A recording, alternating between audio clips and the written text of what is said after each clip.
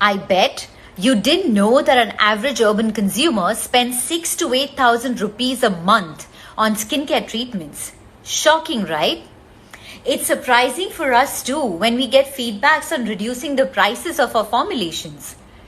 And I'll explain why our products are priced at what they are. It's because we source oils from the best of locations using the most natural method of extraction and distillation. And this is because you, our customers, get super high quality and very effective formulations. We of course have to pay the price to get this quality. And this therapeutic grade quality of oils is not what you will find everywhere. Always remember that nothing can beat long-term investment in your skin and hair. Yes, sure, beauty treatments have their own time and place, and you can indulge when you have some important events coming up.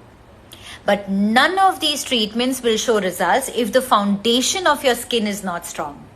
And this foundation will come with high quality ingredients and not synthetic low quality ingredients that come at a cheap price.